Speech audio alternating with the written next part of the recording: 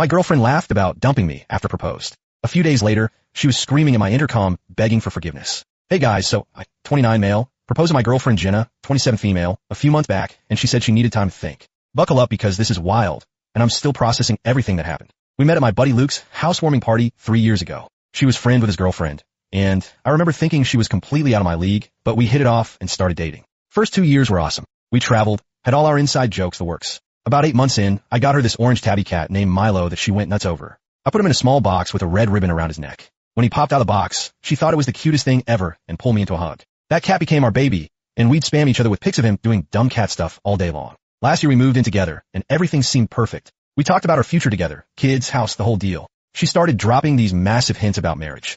Instagram posts of rings, wedding TikToks, always talking about which of her friends got engaged. So I saved up 3 paychecks and got this princess cut ring I thought she'd love. Made reservations at Romano's, this Italian place she'd been talking about forever, and invited our closest friends to show up after for a surprise celebration. I was nervous, but excited too. But when I got down on one knee and asked her to marry me, she just stood there with this weird look on her face. I need time to think about it, she finally said. The whole restaurant got quiet. I felt like a complete idiot kneeling there holding the box. In the car ride home, she finally spoke up. The ring isn't exactly what I wanted. I showed you the one from Tiffany's with the bigger diamond. And Romano's? It's not exactly romantic, Blake. Yeah, that's me by the way. Should have mentioned that earlier, lol. I was confused as hell. She'd literally sent me pics of this exact style ring, and she was the one who kept talking about Romano's. But I tried to be understanding. I can exchange the ring if that's the issue, I told her. It's not just the ring, she said, staring out the window. I just think we should wait a bit longer, make sure we're really ready. When we got home, she went straight to bed, didn't even want to talk about it. I slept on the couch with Milo curled up on my chest, wondering what TF just happened. The next day she acted like everything was normal, just casually mentioned, maybe we can revisit the engagement in a few months when you have a better plan, then kissed me goodbye and went to work like nothing happened. I spent the whole day replaying everything in my head. What better plan did she want? I'd done exactly what she'd been hinting at for months. That night, I tried bringing it up again, but she shut me down. Can we not make this a whole thing? I just want more time. Is that so wrong? I didn't push it, but something fell off. Jenna had always been super direct about what she wanted. This wishy-washy stuff wasn't like her at all. Over the next week, I started noticing little things. She was on her phone way more than usual, smiling at texts, but angling the screen away from me, taking calls in the other room, working late more often. Nothing super obvious, just little things that didn't add up. I wasn't sure what I was looking at, but every part of me screamed one thing. Something wasn't right, and I wasn't about to sit back and wait to be blindsided. When I asked if everything was okay between us, she got defensive. God, just because I didn't immediately say yes doesn't mean something's wrong. You're being paranoid. Maybe I was, but I couldn't shake this feeling in my gut that something wasn't right. Then things got weird. I was scratching Milo one night when Jenna's phone lit up on the coffee table. I wasn't trying to snoop, but I saw the name Charles with a message preview. Can't wait for Friday, our usual spot. When I asked who Charles was, she snatched her phone up super quick. Just a work friend. We're having a team lunch on Friday. I nodded, but my mind was racing. Jenna had never mentioned Charles before, and our usual spot didn't sound like a team lunch to me. You know what? I said, keeping my tone casual. I think you're right about the ring. I'll take it back this weekend, and we can pick something you like better together. On the surface I was calm, but inside I was already drawing battle lines. After I saw that text from Charles, my brain flipped into overdrive. She didn't know it, but I just set the first trap. No more playing the clueless boyfriend. This was war, and I wasn't walking in blind. She looked relieved. That sounds perfect, babe. Then she kissed me and went to take a shower. I sat there on the couch with this sick feeling in my stomach, trying to figure out what the hell was going on. The next day, I texted my best friend Luke. Need to talk. It's about Jenna. We met up for beers, and I told him what happened. He just listened, then said, bro, I don't want to say anything, but this sounds fishy. The Jenna I know would have been stoked to get engaged. Something's up. You think she's cheating? I asked. Luke shrugged. I don't know, man, but the timing is weird. She's been pushing for a ring for months. Then when you actually propose, suddenly she needs time? And now she's getting secret texts from some dude you've never heard of? When he laid it out like that, it did sound bad. But this was Jenna. We'd been together for 3 years, lived together, had a cat together. She wouldn't just throw that all away, would she? What should I do? I asked him. Keep your eyes open, Luke said. Don't accuse her of anything yet, but maybe pay attention to the signs. So that's what I decided to do. Keep my eyes open, try to figure out what was really going on. I had no idea what I was about to discover. I decided to work from this coffee shop near our apartment.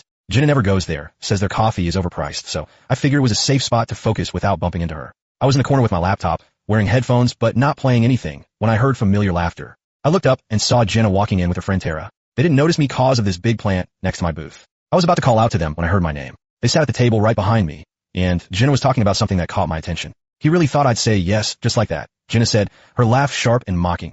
Not her usual laugh, the one that used to be soft and warm. No, this was something else. Cold. Mean. Like she was laughing at a joke only she understood. Tara chuckled, but looked uneasy. So what's your plan now? You can't keep this up forever. Jenna leaned back in her chair, sipping her latte like she had all the time in the world. Please. Blake's not going anywhere. He's so eager to lock down. He'd probably propose with a candy ring if I asked. I got him wrapped around my finger. I just have to keep stringing him along until the timing's right. Tara hesitated. And Charles. Jenna's eyes gleamed. Charles is worth the wait. He's not some average paycheck like Blake. He's a real man with real potential. Once his situation is sorted, Blake's done. I'll drop him like last season's shoes. She laughed again, sharp and satisfied. He'll probably cry into his cat, or whatever. Sad, really. My stomach turned. Milo, our cat, wasn't just a pet. He was family, and she was using him as a punchline. Tara lowered her voice. But what if Blake proposes again before you're ready to make your move? Jenna shrugged like it was nothing. Then I'll do what I have to. I'll say yes, fake it for a while, and dump him later. By then, Charles and I will be set. It'll be messy, but whatever. It's not my problem if Blake's heart gets crushed. That's on him for being so clueless. Tara looked uncomfortable, but Jenna didn't seem to notice or care. She was too busy basking in her own confidence, acting like she was the queen of some game where I was nothing more than a pawn. Blake's sweet, but let's be real, she added, laughing under her breath. He's just a safety net. Nice to have, but not something you actually need when you're ready to upgrade. The words hit harder than any punch. I felt like I was watching a stranger, someone I thought I knew but clearly didn't. That seems harsh, Tara replied. After all this time together. Please, Jenna scoffed. You know as well as I do that this was never the end game. Blake was always transitional. Transitional? What the hell did that even mean? They changed the subject after that, talking about some office party. I heard a male name mentioned, Charles, I think, but couldn't catch the details. As I got up to leave, Tara lingered for a second, her gaze sweeping the room and landing on me. She caught me sitting there. Her eyes widened slightly, like she wasn't sure if she recognized me or not. She hesitated, then walked past, but not before whispering under her breath, "You deserve better." I didn't react, just met her eyes and said quietly, "I already know." Her face crumpled for a moment like she wanted to say more, but Jenna was already calling her name. Tara gave me a small, apologetic nod before following her out the door. When they finally left, I sat there for a long time, trying to process what I just heard. Jenna was planning something that involved stringing me along. Then what? Dumping me? Cheating? And who is this Charles person from work? I had more questions than answers, but one thing was clear. The woman I thought I was going to marry was keeping major secrets from me. I texted Luke, "Dude, you were right. Just overheard something weird. Need to talk ASAP." We met up at his place that afternoon. When I told him what I'd overheard, he looked pissed. "Bro, I wasn't going to say anything," he admitted, "but I saw Jenna with some dude at Westfields last week. They look close." Westfields? That's on the other side of town. She told me she was having drinks with coworkers near her office. Luke looked uncomfortable. They weren't acting like coworkers, man. The way she was looking at him. Did you hear a name? Could have been Charles. Luke shrugged. I wasn't close enough, but the guy was wearing this fancy watch, nice suit. Looked like one of those finance brothers. We talked for hours. Luke finally gave me the wake-up call I needed. "Look, I don't know exactly what's going on, but something's clearly not right. You need to keep your eyes open. Don't just take her word for everything anymore." It hurt like hell to hear, but deep down I knew he was right. The refused proposal, the late nights at work, the secret texts, the conversation I'd overheard, it all pointed to something shady. "So what do I do?" I asked him. "You've got two options," Luke said. "Confront her now with what little you know, or what? Or play along. Find out what she's really up to, then decide what you want to do with that info." I thought about it all night. Could I really pretend everything was fine while trying to uncover what Jenna was hiding? Emotions? Yeah, they were there clawing at me, but I wasn't about to let them take me out. Not yet. Time to armor up, keep my head cool, and play the game better than she ever could. If she wanted to treat this like a battlefield, I was ready for war, and I planned to win. The next morning, Jenna asked if I was ready to go ring shopping that weekend. I smiled and said sure. I found a few options at Tiffany's to look at. She looked so happy, kissed me hard, and said I was the best. I've never felt so hollow in my life, but I'd made my decision. I needed to know exactly what I was dealing with, how deep this thing went, whether there was anything left worth saving. Luke thought I was being too cautious, said I should just confront her and get it over with. Maybe he was right, but after 3 years, I needed to understand what happened to us, because if I just confronted her, she won't tell the truth anyways. So I decided to play the perfect boyfriend for a while, let her think everything was fine, and find out who the hell Charles was and what exactly Jenna was planning. I checked her phone bill. There was this number she texted and called constantly, especially late at night or when I was at work. It wasn't saved under any name in our family plan, just a number. Then I got lucky. Jenna fell asleep on the couch one night with her phone unlocked. Those comments about me being transitional and her needing a few more months kept playing in my head. So I looked. What I found was worse than I imagined. There were tons of texts with someone named Charles. Nothing straight up sexual in what I saw, but definitely emotional cheating. Lots of miss you, and inside jokes I wasn't part of. Then I saw a message that hit me like a truck. Just need to keep Blake on the hook until everything's finalized. He's already talking about proposing again. Charles responded, "What if he does it before we're ready, Jenna?" I'll say yes, play along, then dump him once everything's settled with your situation. He'll be crushed, but that's not my problem. We've dragged this out too long already. I felt sick. She was planning to accept my proposal, then dump me later? What kind of twisted game was this? And why? I kept scrolling and pieced together more of the story. Charles works at Jenna's company in some higher up position. There were references to his situation that needed to be finalized before they could be together openly. I'm guessing he's either married or there's some company policy against them dating. The worst part? They were planning a trip to Miami next month, the same week Jenna told me she had a work conference. She was literally going to be on a beach with this dude while I was at home planning our future. I wanted to confront her right there, just wake her up and end it, but something stopped me. If I confronted her too soon, she'd twist it, turn it into a sob story, gaslight me, deny, deflect, and maybe even delete the proof before I could show anyone. She was already planning to play me. If I gave her a heads up, she'd just get better at hiding it. I wasn't about to give her that advantage. No, I needed undeniable evidence, a plan, something that would leave no room for her lies. She wanted to control the game, but I was about to flip the board. So I took screenshots of everything, then carefully put her phone back. The next day I called Luke. He came over while Jenna was at work, with Charles, I'm guessing, and I showed him everything. Jesus, he said, scrolling through the screenshots. This is cold, man. She's been playing you this whole time. But why? I asked. Why not just break up with me? Why make me go through another proposal just to humiliate me later? Luke thought about it. From these texts, it sounds like this Charles guy is a real target, but he's not available yet. You're just her backup plan until he's free. The backup plan. The safety net. The transition guy. You need to be smart about this, Luke said after a while. She's planning to blindside you. Why not return the favor? I'm not normally a vengeful dude, but something in me snapped after seeing those messages. The way she talked about me, the future they were planning while I was saving for a future. Yeah, I decided to play the long game. So I kept pretending everything was fine. I talked about our future, started planning a second proposal, all that, while I was getting my crap together. Moved half our savings to a new account she couldn't access, started looking for a new apartment, documented everything in case she tried to turn our friends against me later. I also did some digging on Charles. Turns out he's the marketing director at Jenna's company, her boss's boss. And guess what? He's married with 2 kids. His situation that needs finalizing is apparently his divorce, which according to their text has been almost done for months. The hardest part was acting normal. Every time Jenna kissed me or talked about her future, I had to resist the urge to call her out. Every time she said she was working late, she was with him. I just said, miss you, babe, and brought her favorite takeout when she got home. Milo's been my wingman through it all. He's the only one who didn't lie to me. You can tell a lot about people, but cats, they're always straight with you. That cat watched me with these sad eyes when I was alone in the apartment, like he knew his family was about to break up. I'd already decided I was taking him when I left. Jenna didn't even clean his litter box, just posted cute pics of him on Instagram for the likes. Oh, and I found something else interesting. Luke's cousin works at the same company as Jenna. Turns out Charles's wife doesn't know he's planning to leave. He's been telling Jenna the divorce is almost final for months, but he hasn't even filed the paperwork yet. He's playing her just like she's playing me. So I waited, gathering more evidence, planning my exit. Jenna thought she was so clever that I was just her oblivious backup plan while she secured her upgrade. She had no idea what was coming, and I wasn't about to tip my hand early. If she wanted to play games, I'd play along. I let her lead the way, let her think she was in control, which is how I ended up at Tiffany's, smiling like the perfect boyfriend while she tried on diamonds. But that ring shopping was a special kind of hell. Jenna tried on about 20 different rings, finally settling on this massive rock that cost more than my car. I smiled and said it was perfect, that she deserved the best. She was practically glowing, kept kissing me in the store. I can't wait to tell everyone, she said on the way home. Tara's gonna be so jealous. I bet she will be, I thought, especially when she finds out what's really going on. The sales guy said the ring would take 3 to 4 weeks to size properly. Perfect timing, I told Jenna. That'll give me time to plan a proposal you'll never forget. She loved that, started throwing out ideas. Maybe on the beach or at that rooftop restaurant downtown.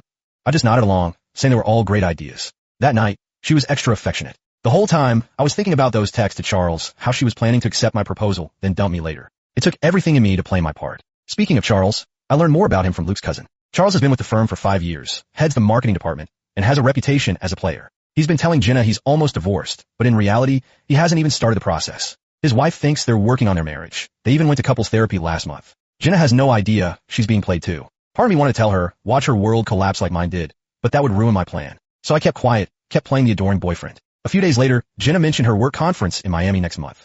I'll miss you so much, she said, not meeting my eyes. But it's a big opportunity for my career. I'm proud of you, I told her. Maybe I can fly down for the weekend to surprise you. The look of panic on her face was priceless. No, I mean we'll be in meetings the whole time. You'd be bored, and I'd feel guilty for ignoring you. You're right, I said. I'll just plan something special for when you get back. She relaxed instantly. So predictable. I've been laying it on thick with the romance stuff. Left my laptop open one night with a custom jeweler's website, one fancier than Tiffany. When Jenna saw it, her eyes went wide. What's this, she asked. Damn, it was supposed to be a surprise, I said. I know we picked the Tiffany ring, but I was thinking of getting something custom made, something unique just like you. She practically melted, told me I was the sweetest guy ever, how lucky she was. Then she texted someone while I was brushing my teeth. Charles, no doubt, updating him on how well her plan was working. The next day, I checked her joint account. She withdrew $2,000, shopping with the girls, she claimed. Yeah, right. Probably buying new bikinis for Miami with Charles. I don't even care about the money anymore. I moved most of my savings already. What I care about is how easily she lies to my face, how she's planning to string me along, letting me spend thousands on a ring, planning a proposal, all while she's setting up her new life with Charles. Luke thinks I'm taking it too far. Just confront her and be done with it, he told me. This whole charade is messing with your head. Maybe he's got a point, but every time I thought about walking away, that text hit me like a punch. I'll say yes, play along, then dump him once everything's settled with your situation. He'll be crushed, but that's not my problem. Nah, I was seeing this through. If she's planning to humiliate me, she's got another thing coming. I'm setting the stage for the second proposal next month, right after her Miami trip. Deposits are down, invites sent to friends and family. Everyone's hyped, especially her parents, who've always thought I was the perfect guy for their daughter. She thinks she's going to enjoy her secret vacation with Charles, then come back to her safe, reliable Blake, who's planning the perfect proposal. She has no idea what's actually waiting for her. When she left for her work conference in Miami, kissed me goodbye, promised to call every night, the whole act. I played my part. Helped her pack, drove her to the airport, told her how much I'd miss her. The minute she was through security, I went into action. I've been planning this for weeks, and now it was go time. I moved all my essential stuff to my new apartment. Not everything, that would have been too obvious when she got back. Just the important things. Documents, family stuff, electronics, and of course Milo. Got him set up at the new place with all his favorite toys. Then, I activated the nuclear option. Remember Charles's wife? The one who supposedly was nearly divorced, but actually had no idea? I found her on Facebook weeks ago, but hadn't made contact. Now I sent her everything. Screenshots of texts between Jenna and Charles, their Miami plans, the entire timeline of their affair, everything. She responded within hours, was devastated but grateful to know. Said Charles had done this before, that they were in counseling because of his last affair. She asked for my number, and we actually talked for almost 2 hours. Turns out Charles had told Jenna he was loaded, but the truth is his wife has all the money. Family wealth. She's a corporate lawyer. The house, the cars, the fancy vacations, all hers. But here's where it gets interesting. Sarah, Charles's wife, decided she was done. While Charles was in Miami with Jenna, she cleared out their bank accounts, changed the locks, and had divorce papers ready to serve in the minute he got home. But she wanted to coordinate with me for maximum impact. These cheaters deserve each other, she told me. But they also deserve to know exactly what they're getting. So we made a plan. Charles and Jenna were coming back on Sunday. I still had a second proposal set up for Tuesday night, but this wasn't just a plan. It was an ambush, meticulously laid out like the final move in a high-stakes chess game. Every piece was already in place. Timing, precision, execution. Jenna and Charles wouldn't know what hit them until the trap snapped shut. By the time they realized what was happening, it would be too late. Game over. I booked a private room at the Reserve, the fanciest restaurant in the city. All our friends and family were going to be there to witness my proposal. Except I made some changes to the guest list. Added Sarah. Removed the string quartet and champagne. Added a projector and screen. Sunday night, Jenna came home from Miami, glowing with her tan and full of stories about marketing seminars and networking events. She showed me some generic hotel pictures like I was an idiot who wouldn't recognize a romantic getaway. I just smiled and said I was glad she had a good time. I miss you so much, she lied. Work trips are so exhausting. Well, get some rest, I told her. We've got a big night on Tuesday. A celebration. Her eyes lit up. The proposal? I nodded. I want to do it right this time, the way you deserve. She threw her arms around me, told me how much she loved me. I forced myself to hug her back, wondering how many times she'd said those same words to Charles that week. Monday and Tuesday were torture. Keeping up the act. Listening to her on the phone with Tara, discussing what she'd wear, how she'd act surprised, all while I was finalizing things with Sarah and Luke. Tuesday evening finally arrived. I told Jenna I needed to go to the restaurant early to make sure everything was perfect. She said she'd meet me there. Tara was coming over to help her get ready. What Jenna didn't know was that I'd timed things specifically. Charles was supposed to be at a late meeting, according to their texts, but would actually be receiving divorce papers at his office around 6 p.m. Sarah made sure of it. I got to the Reserve early. The manager knew the real deal. Luke's brother works there and helped set everything up. The private room was ready, but not with rose petals and drinks. Instead, there was the projector, screen, and enough chairs for everyone. Our friends started arriving around 7 o'clock. I told them there was going to be a surprise, but not what kind. They all thought they were there for a proposal. Even Jenna's parents came. They'd always treated me like a son. At 7:30, Jenna arrived, looking stunning in a new dress, probably bought with that $2,000 from her joint account. She seemed confused by the room setup, but I guided her to a seat in the center. What's going on? She asked, noticing there was no romantic dinner table, just chairs facing a screen. You wanted a proposal I'd never forget, I said. So that's what I planned. Then Sarah walked in. Jenna didn't know her, just looked confused. Luke started the projector, and there was a slideshow titled The Real Jenna and Charles Story, beginning with her texts about me, the ones where she explicitly said I'll say yes, play along, and dump him once everything's settled. It continued with their Miami pictures. Yes, Sarah had access to Charles's cloud, and ended with screenshots of Jenna withdrawing money from her joint account to pay for it all. Jenna's face went from confusion to horror to rage. She lunged for the projector, but Luke blocked her. What the hell is this? She screamed. Who are all these people? These are our friends, I said calmly, the ones you were going to celebrate our engagement with. And this, I gestured to Sarah, is Charles's wife. Not ex-wife, current wife. Jenna looked like she'd been slapped. You're lying. They're getting divorced. He showed me the papers. Sarah stepped forward. The only divorce papers are the ones he received an hour ago. And trust me, he's not getting a dime. As for us, I continued, I think it's clear there won't be a proposal tonight. Or ever. That's when Jenna lost it, started screaming that I'd set her up, that I'd invaded her privacy, that I was a controlling a-hole. Our friends just sat there in shock, watching the slideshow repeat with new images. Jenna and Charles together. Her messages to Tara about how she was just stringing me along until Charles was available. Then came the text that broke her. Of course I don't love Blake anymore. He's just my safety net until you're ready. Then I'll break his heart. I enjoy being a heartbreaker. Her parents looked devastated. Her mom was crying. Her dad couldn't even look at her. You ruined everything, she screamed, mascara running down her face. No, Jenna, you did that all by yourself. She tried to turn our friends against me, claiming the texts were fake, that I was manipulating everyone. But then her phone pinged. A text from Charles. Jenna, we need to talk. Sarah knows everything. She's leaving me. I need a place to stay. I read it fast, glancing at her phone. The timing couldn't have been more perfect. Jenna's face just crumpled as she read it. She knew it was over. The manager came in because of the yelling. I apologized, paid the bill for the room, and told everyone they were welcome to stay for dinner on me. But I had somewhere else to be. As I walked out, Jenna grabbed my arm. Blake, please, she begged. We can work this out. I made a mistake. I love you. I just looked at her. You love what I could provide. There's a difference. What about Milo? She asked, like the cat was her last bargaining chip. He's happy in my new place, I said. And trust me, he won't miss you. You only cared about him for the Instagram likes anyway. Then I walked out, leaving her standing there, caught between our friends, her parents, and Sarah. Heard later she tried to follow me, but her own dad shut that down, told her she needed to stay and deal with the mess she'd made. Walking out of that room felt like dropping a weight I didn't even realize I'd been carrying.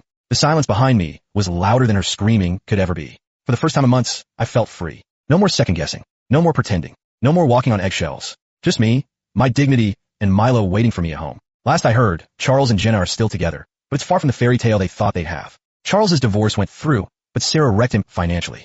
The prenup plus proof of his cheating meant he walked away with basically nothing. Now he's stuck living in Jenna's crappy studio apartment, working at a car dealership after his old company fired him for the office affair. Jenna tried damage control for weeks. Called and texted from different numbers until I had to get a restraining order. Showed up at my work twice, crying about how sorry she was, how Charles had manipulated her. Security had to escort her out both times. The most pathetic part? She actually posted everywhere that she'd been financially abused and needed help getting back on her feet. Posted this whole story about how I controlled all our money, LOL, and left her with nothing. It got shut down after Tara and several other friends commented with the truth. She eventually reached out to my mom, they've been close, begging for help getting in touch with me. Mom told her, you made your choices. Now live with them. Actually, things got even crazier. Just the other day, I was at home relaxing when my intercom started blowing up like crazy. Checked the camera, Jenna, looking like a wreck, screaming my name. I didn't move, just watched as she slammed the buzzer over and over like a lunatic. Blake, I know you're up there. Just talk to me. She was shrieking so loud the neighbors started coming out. I let her keep making a fool of herself for a minute before finally pushing the talk button. Leave before I call the cops. My voice was calm, bored even. You've ruined my life, she wailed. Charles is cheating on me. He never loved me. I made a mistake. Please just let me up so we can talk. I almost laughed. That sounds like a you problem, Jenna. Not mine. She started full-on sobbing right there in front of my building. Everything's falling apart. I lost my job. We're getting evicted. I have nobody left.